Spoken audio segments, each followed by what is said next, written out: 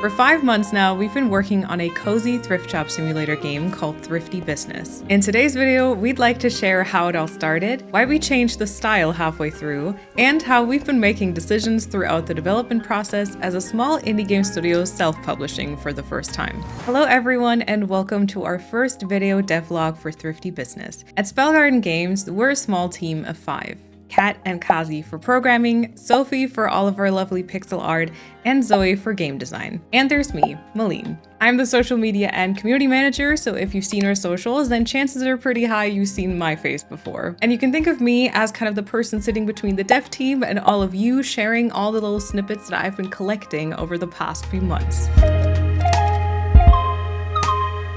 Now, every game starts with an idea, and for us as a small team, the first step is the pitch box. This is essentially a page in our Notion where we write down any and all ideas that might somehow be turned into a game. That can just be a fun name idea, or a mechanic that we think is cool, a general topic, or a fully fleshed out game loop. So when the time comes for us to think about our next project, we'll meet up and sort through all of these. For us, this was the case back in April as we were still fixing a number of bugs on our second game, Ritual of Raven, that was set to release a few months later. Throughout this meeting, some of those ideas will immediately go to the no pile, other ideas might get benched for a later point in time, and some ideas might get tweaked and combined until at some point you're left with the winner, aka the game that you'll be working on. During this process, we try to find the sweet spot between what each of us likes individually, what works for our indie game studio, and what you, aka the players, enjoy. And one general topic pretty quickly stood out to us: sorting, tidying, and organizing of any kind. At least in games, cleaning up a space, restoring something to the way that it was, or stocking shelves seems to have a somewhat satisfying and calming effect. And this was no surprise either with games like A Little to the Left and Unpacking taking the cozy gaming space by storm. Additionally, we wanted to make more games like our sticker shop simulator Sticky Business, a small, worry-free business simulator that lets you be creative and gives you bite-sized stories where you can get to know your customers. And one of our ideas that matched this vibe and our criteria perfectly, a thrift shop simulator. You get boxes filled with a random assortment of items, and as you unpack them, you can sort through them and create themed selections in your shop. You can customize and decorate your shop the way that you like, and as your customers shop in your store, you will get to hear their stories and fulfill little item requests for them. In accordance with our other games, this one will once again be pixel art, and we decided on an isometric style just like our previous game, since that would give us some more details and angles for the different items and stocked shelves. With Thrifty Business, we even decided on a name already, and then got started setting up our Notion workspace so that we could start working on the project in May. We used this to collect further research, art style and color palette inspo, all of our ideas and planned features, and our long list of to-dos, of course. First thing on that list would be some item tests to decide on a resolution. At first, we tried an 18 pixel grid as like the minimum possible size to still keep items somewhat distinguishable, and that seemed fine for books and mugs, but as soon as we started adding some slightly more detailed items like a gamepad, we started seeing some limitations. Plus, while a mug perfectly fits onto one of these squares, a book, for example, would be thinner, and we want to put them closer together, so the pixel grid would have to be able to accommodate that. In the end, a 30 pixel grid seemed to be the way to go. And with an isometric plugin for Sprite, Sophie would be able to align the items nicely when pixeling. Now, one thing I've learned in the past year working for an indie game studio is to trust the process. We'll often start with a general plan and concept that will then be turned into a prettier or more fleshed out mock-up and then implemented in the game, only to get tweaked and changed again and again until the final product. So anything you see today is subject to change and still a work in progress. Game development kind of follows this rule of make it exist first, you can make it look good later. There was even a whole social media trend about this just a while ago. So first of all, we need to make furniture and items placeable. At the very very beginning, that was only this basic wooden table and full tile items like the mug that you saw or a vase. Soon after, we had a zoom implemented and then focused on placing thinner items like the books and being able to rotate items and furniture, at least 2 ways. So far, so good. Sophie was meanwhile working on setting up what we called a testing chamber, essentially a room where she could pixel all the different furniture and items to make sure their sizing would fit in with everything else. Every single asset that you see in our games is pixeled by hand and made by humans, and more specifically, one human. So it can obviously take a while, and it is something we have to consider when planning the scope of our game, but it's definitely worth it in our opinion. Fun fact, this cutlery here, we later on removed from the game because it was actually super annoying to place down. In addition to the first few items, she also worked on the boxes that the different items would come in and the counter that you'd place them on, for now at least, as well as a cash register and a door for the shop. Zoe was meanwhile working on some basic concepts all around different UI aspects and what information would be needed on the screen, as well as what features would be implemented. And on the programming side, we had now brought the wallpaper into the game, as well as shelves and more of the pixel concept items. And so the game started to take shape more and more. We even had a first concept of a logo with the T and F in thrift referencing a recycling graphic. Now, whether or not we'd actually have time to implement customers roaming around your shop was still a little undecided at this point, but we at least added them to the test chamber for size and vibe reference. And then we started working on clothing items. These would be a deciding factor as they can be found in pretty much every thrift shop that we could think of. We added some different shoes, a dress, some pants, and a 90s inspired jacket, among others. And some books as well as a record player also joined the item lineup, which brought us to a good amount of stuff to really get started and have an overview in our test chamber. Next up, the new clothing items and being able to place them on the clothing racks was implemented in the game, even if not without some difficulties. Items now had outlines when hovering over or selecting them, and some new furniture pieces were worked on. And seeing the customers in the testing chamber ultimately made us want to include them in the game, in whatever capacity we'd be able to. So for now, they would just smoothly slide all across the space with disregard to any furniture pieces in their way. This is fine.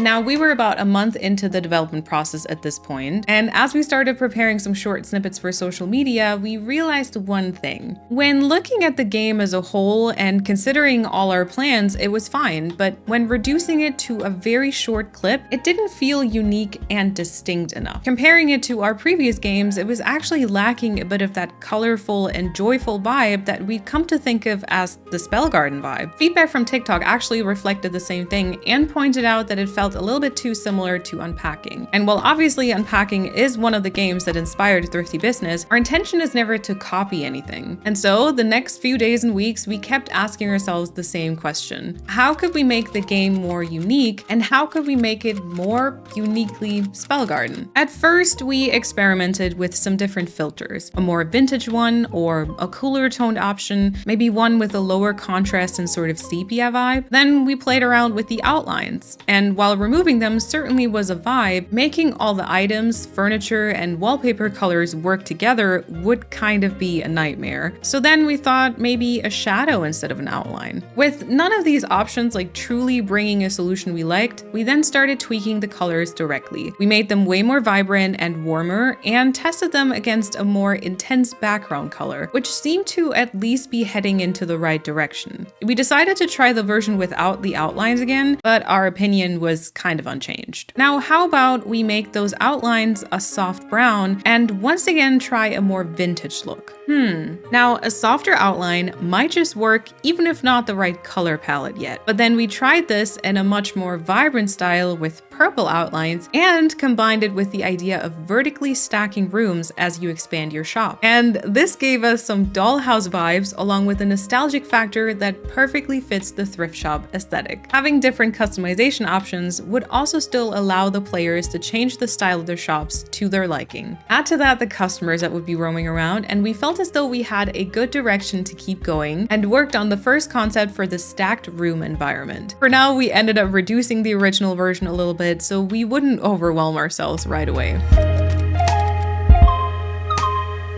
And so, with the color and vibe changes in place, Let's talk about UI. Oftentimes in shop simulators, you'll somehow be able to access a shop to buy inventory and furniture through some type of media, maybe a phone or tablet, a computer, or even newspaper. And leaning more into the aesthetics of the 90s brought a pretty deciding idea with it: flip phones and old computers. And so we got to work drafting up little sketches of what the box shop could look like, aka where you purchase the inventory for your thrift store. We made one version inspired by a phone interface and another one that would fit on a computer. And then Sophie promptly turned them into prettier mock-ups in our new color scheme. For now, we ended up going for the flip phone for the main UI, since having it handheld makes just a little bit more sense. Don't worry though, the computer would still find a place later on.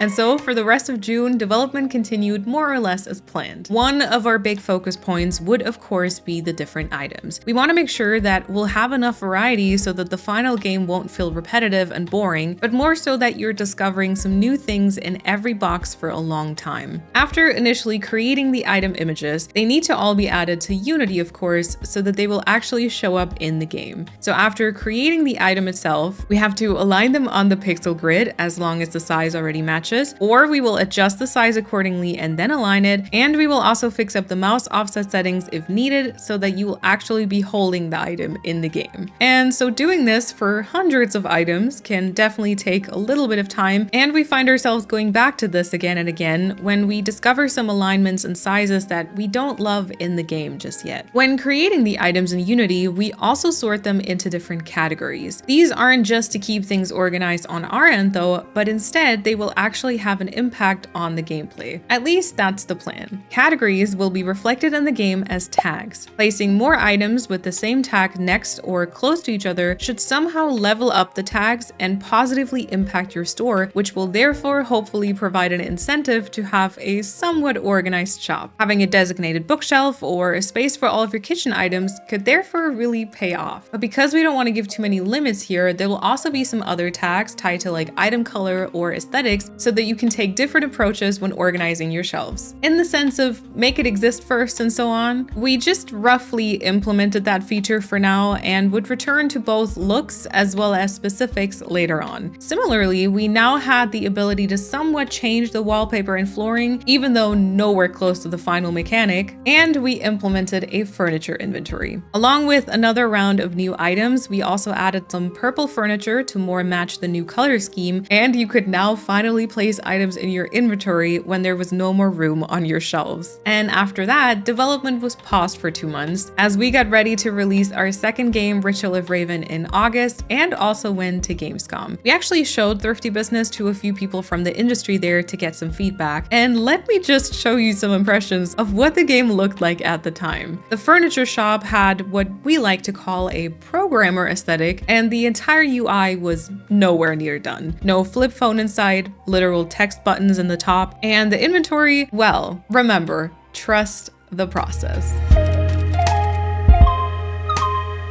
And so, fast forward to September, our second game was released, Gamescom was over, and we had nursed ourselves back to healthy, and so back to work it was. Soon, we'd need to start recording some bits for a first trailer, so we'd really have to lock in and get some things off our to-do list. We worked on some concepts for different wallpaper and flooring options, brought in a placeholder ID inspired by our first game, Sticky Business, and we also finally had a simple day cycle going. You'd start with the shop being closed in the morning as you get it ready for your customers, like placing furniture, unpacking items, etc. Then you open the shop, time passes as customers roam around until the store would be closed and it would take you to the sleep screen. Or, well, it was supposed to. In my case, my customers just sort of lingered awkwardly by the door. Well, you know, a lot of developing a game is just repeatedly fixing bugs. It was also during this time that Sophie worked on a bunch of different logo renditions and kept tweaking it until we ultimately decided to go with this one here. And Zoe worked on some concepts for how the UI would look in the main screen. The phone in the bottom left corner would show a button to open your store, and upon clicking it, it could either turn into a little clock where time would like run out almost, or instead it'll show the time along with a battery to hint at how much of the day is left. We chose the second option because it felt a little bit more stress-free. So Sophie made a polished mock-up of the entire UI, and after looking at it with a blue theme, we then decided on this more pink and orange version. We also worked on what the inventory would actually look like, both for items that you would want to store, as well as all the furniture, decorations, and customization options. Now for this one, the gamepad controls only slightly drove us up the walls. Adding on to the UI decisions, we did a bunch of brainstorming for the dialogue and customer story system, and started working on some rough story ideas. But because we don't want to reveal all of our secrets just yet, you'll just have to wait and see. But speaking of,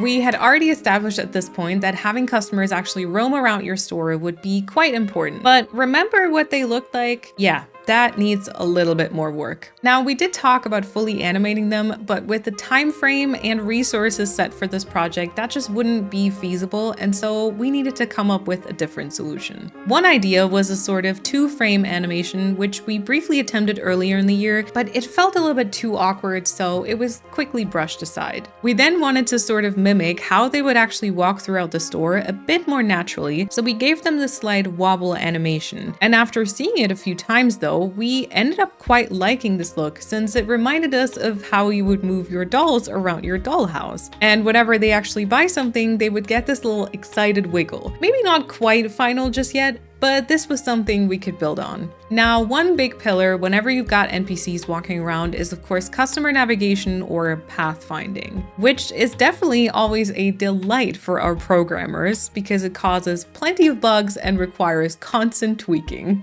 For now though, at least they kept some distance to the walls and furniture, and they waited if another customer was standing in their way. So far, so good. Okay, but at this point we literally only had 2 different customers, so we would definitely need to add some variety to avoid everyone's shops looking like this. But again, we're working with limited resources here, so our solution would be a layering approach. Essentially, all customers would have a basic body shape, and then there'd be a layer for face details, hair, and clothing. That way, we would hopefully get many different characters from a limited number of assets. So now we have potentially different looking customers walking around with this little doll-like animation, and whenever they come up to an item and purchase it, they do this wiggle, right? Let's make that a little bit more fun and dynamic by giving them different poses and expressions, like a thinking face when they're contemplating a purchase, and a little air jump when they found their desired items, maybe with some different renditions. These also brought out some fantastic bugs like this crotch face or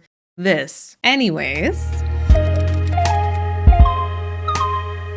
so now it was the middle of September, and remember that trailer I mentioned earlier? Yeah, many parts of the game still weren't really ready to be shown anywhere, except for in this video, of course. So let's fast track through some UI decisions. Based on the sketches that we'd come up with earlier, we made some new mock-up plans for the box shop UI. You'd have to be able to see the name and picture of the seller, and then a glimpse of what can be found in the box with some item pictures alongside some tags and some text, as well as the box price, of course. We ended up with 3 similar options here that then got turned into a color matching version. Same thing happened for the furniture shop. It would also be visible on your phone, so the basics were mostly the same, and so it also got turned into a polished mockup where we then decided to turn the little price display boxes into fancy tags. Both these new UIs then also got implemented in the game, although we were definitely a little currency confused. Is it dollars or pounds? Or dollars or pounds or dollars? Spoiler, at some point we decided to add this cute little coin asset instead. And next up, let's look at the item info UI. Up until now, it was just this unpolished overview to kind of just get all the information in there, and our first idea was to turn it into this giant tag. But once we sat down and started working on an actual concept for it, we decided it should be a general box instead, with just a small tag attached to it for the price. With all the information required here,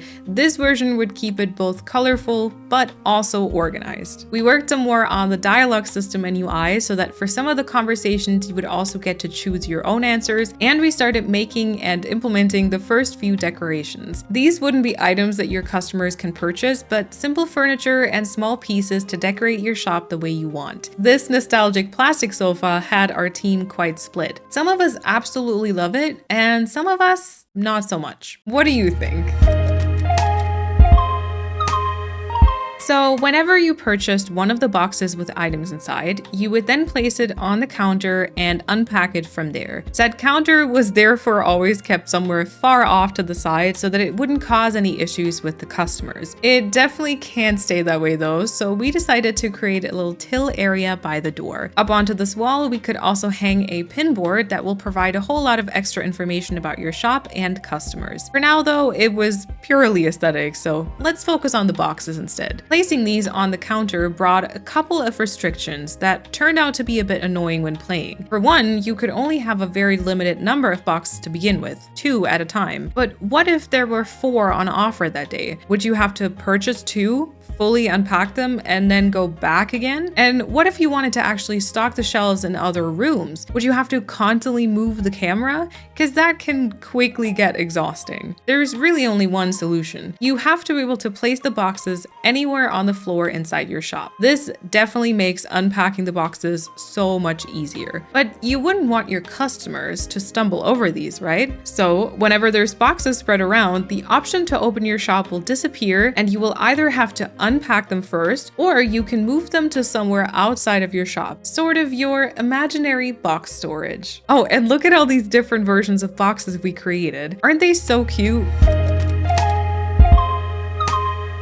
When you're making a small-ish game, the things that are implemented need to feel really good, like really smooth and rich somehow, and like you're really immersed in the game. And achieving this is a mixture of game juice or game feel, quality of life improvements, and some polishing. So let's go through some of these next changes quickly. Now, the first thing we thought of was a custom cursor, a little grabby hand that actually moves while you're playing the game. Much better than the stoic standard cursor. Similarly, we wanted to add a more dynamic feeling to moving around and placing the items, so we added this little wobble effect whenever picking the items up or placing them down. And while it seems like a small change, it definitely impacts the subconscious enjoyment of the mechanic a lot. We also periodically keep going back to fix the outlines for items that keeps on breaking, but we're nothing if not determined. Also, you can now layer rugs, which has me personally very excited, and place some items on the bottom shelf of the clothing rack. We usually playtest together every week to determine changes that need to be made, find bugs, and work on more features. And during one of these sessions, we also noticed a few items that we kept wanting to actually rotate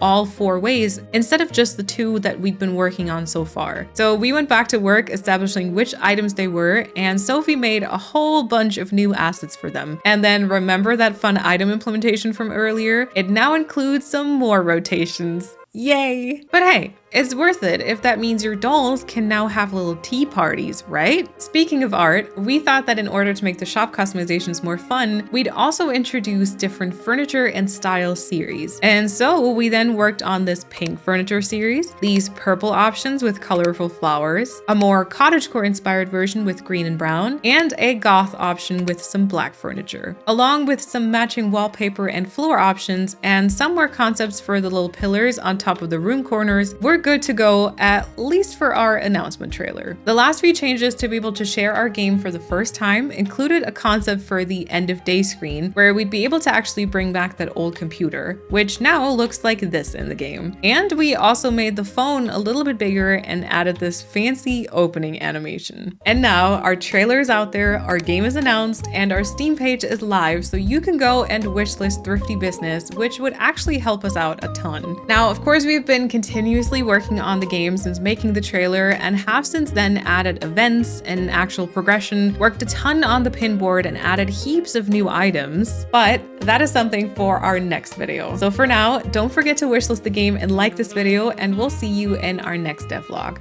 Bye everyone!